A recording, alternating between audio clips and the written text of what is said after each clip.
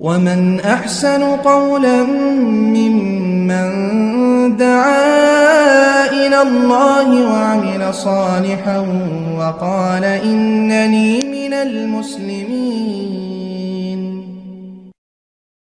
তো সম্মানিত দিনী বোন, জানতেছিলেন যে জুমার দিনে সূরা জুমা পড়ার কোনো ফজিলত আছে কিনা।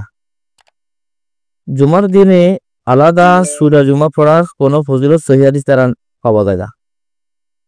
রাসূল সাল্লাল্লাহু আলাইহি ওয়াসাল্লাম জুমার দিনের বিশেষ কিছু আমল করতেন, যেমন ফজরের সালাতের মধ্যে রাসূল সাল্লাল্লাহু আলাইহি ওয়াসাল্লাম প্রথম রাকাতে আলিফ লাম মিম সেজদা পড়তেন, যেটা 21 নম্বর পারাতে আছে। আর পড়তেন দ্বিতীয় রাকাতে সূরাতুল ইনসান বা সূরাতুদ দাহর, দুইটা নাম আছে সূরাটির।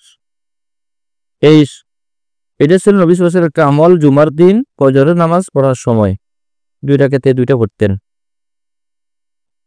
এই বিষয়ের উপরে সহিহ বুখারীর মধ্যে আবু হুরায়রা রাদিয়াল্লাহু তাআলা আনহু থেকে হাদিস বর্ণিত আছে, কারণ নবী সাল্লাল্লাহু আলাইহি ওয়াসাল্লাম ইয়াকরাউ ফিল জুমআতি ফি সালাতিল ফজর আলিফ লাম মিম তানজিল ওয়া হাল আতা আলাল ইনসানি হিনু মিনাদ দাহর। এখানে আবু হুরায়রা রাদিয়াল্লাহু তাআলা বলেন, রাসূল সাল্লাল্লাহু আলাইহি ওয়াসাল্লাম জুমার দিন সালাতুল ফজরের মধ্যে আলিফ লাম মিম তানজিল অর্থাৎ আলিফ লাম মিম সিজদা করতেন, আর দ্বিতীয় রাকাতের মধ্যে রাসূল সাল্লাল্লাহু আলাইহি ওয়াসাল্লাম সূরাতুত তাহার বা সূরাতুল ইনসান পড়তেন।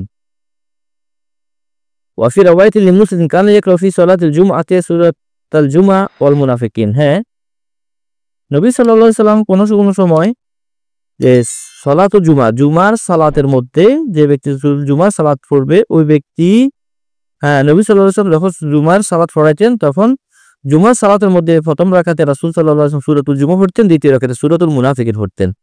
এটা মুসলিমের মধ্যে আছে।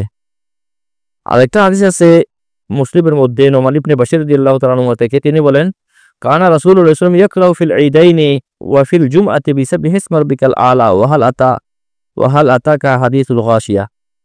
হ্যাঁ, নবী সাল্লাল্লাহু আলাইহি ওয়াসাল্লাম দুই ঈদের মধ্যে এবং জুমার মধ্যে সূরাতুল আলা পড়তেন, সাববিহি ইসমা রাব্বিকাল আলা পড়তেন, আর ওয়াহাল আতাকা